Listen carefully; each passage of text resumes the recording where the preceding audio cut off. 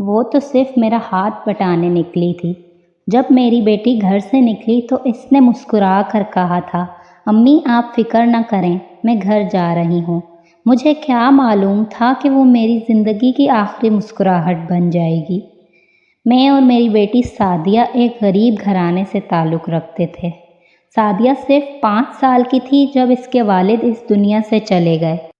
اس دن کے بعد میری دنیا جیسے رک سی گئی تھی، مگر ایک چھوٹی سی بچی کی خاطر مجھے جینا تھا۔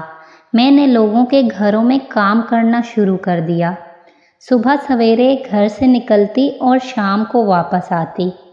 میری ساری تھکن اس وقت ختم ہو جاتی جب سعدیہ دوڑ کر میرے گلے لگتی۔ وقت گزرتا گیا، میری ننھی سی بیٹی دیکھتے ہی دیکھتے 15 سال کی ہو گئی۔ وہ بہت معصوم اور فرمانبردار تھی۔ میری تکلیف دیکھ کر اکثر کہتی، امی میں بھی آپ کے ساتھ کام پر جایا کروں گی۔ میں منع کرتی مگر وہ ضد سے مسکرا دیتی۔ یوں وہ میرے ساتھ جانے لگی اور میرا ہاتھ بٹانے لگی۔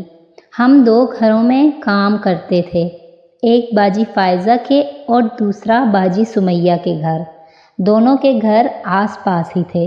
ایک دن باجی سمیہ کو کہیں کام سے جانا تھا تو باجی نے ہمیں چھٹی دے دی کہ کل نہیں آنا۔ اگلے دن ہم معمول کے مطابق باجی فائزہ کے یہاں کام پر گئے۔ تھوڑا سا کام باقی تھا۔ میں نے سعدیہ سے کہا، بیٹا تم گھر چلی جاؤ، میں تھوڑی دیر میں آتی ہوں۔ اس نے مسکرا کر جواب دیا، ٹھیک ہے امی، اور وہ روانہ ہو گئی۔ مگر قسمت کو کچھ اور ہی منظور تھا۔ راستے میں ایک ایسا دھوکہ اس کا انتظار کر رہا تھا جس کا اندازہ نہ اسے تھا اور نہ مجھے۔ راستے میں سعدیہ کو سمیہ باجی کا بیٹا ملا اور کہا کہ تم کام پر نہیں آئی؟ تو سعدیہ نے کہا کہ امی نے کہا ہے آج باجی گھر پر نہیں ہے۔ ارے نہیں وہ تو آ گئی ہیں اور تمہیں بلا رہی ہیں۔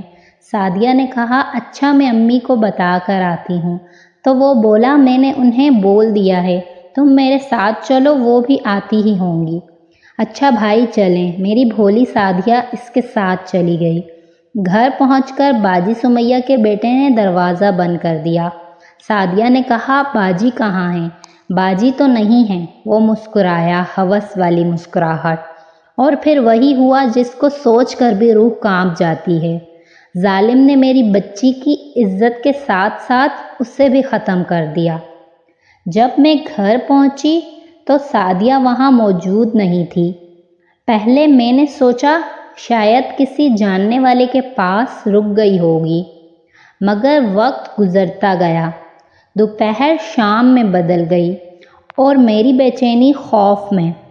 پھر میں خود باہر نکلی اور محلے کے ہر شخص سے پوچھا، ہر گلی میں اسے تلاش کیا، مگر میری سعدیہ کہیں نہیں ملی۔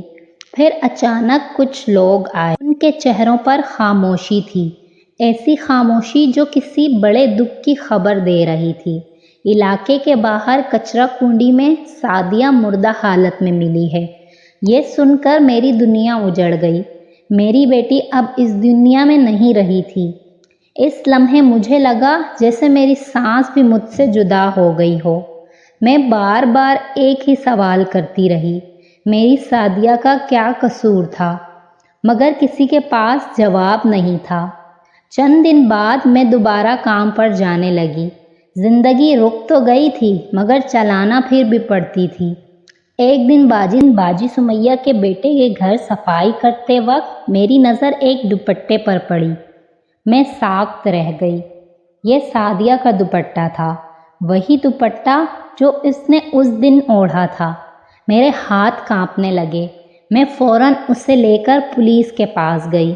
تحقیقات شروع ہوئی اور پھر وہ حقیقت سامنے آ گئی جس نے مجھے ایک بار پھر توڑ دیا۔ باجی سمیہ کا بیٹا قانون کی گرفت میں آ گیا۔ لوگ افسوس کرنے لگے، باجی سمیہ معافیاں مانگنے لگیں، مگر ایک ماں کے دل میں صرف ایک سوال باقی تھا، کیا کوئی معافی میری بیٹی واپس لا سکتی ہے؟ آج بھی جب میں سعدیہ کو یاد کرتی ہوں تو میری آنکھیں نم ہو جاتی ہیں۔ مجھے اس کی ہنسی یاد آتی ہے، اس کے خواب یاد آتے ہیں، اس کی وہ بات یاد آتی ہے، امی ایک دن میں آپ کو بہت خوش رکھوں گی، مگر وہ دن کبھی نہ آیا۔ آج بھی میں آسمان کی طرف دیکھ کر پوچھتی ہوں میری بیٹی کا قصور کیا تھا؟ وہ تو صرف اپنی ماں کا ہاتھ بٹانے نکلی تھی، اس نے تو ابھی زندگی کو سمجھنا بھی شروع نہیں کیا تھا، مگر وہ چلی گئی اور اپنے پیچھے ایک ماں کی عمر بھر کی خاموشی چھوڑ گئی۔ کچھ زخم وقت کے ساتھ بھر جاتے ہیں، مگر اولاد کا غم وہ زخم ہے جو ماں کے دل کے ساتھ ہی دفن ہوتا ہے۔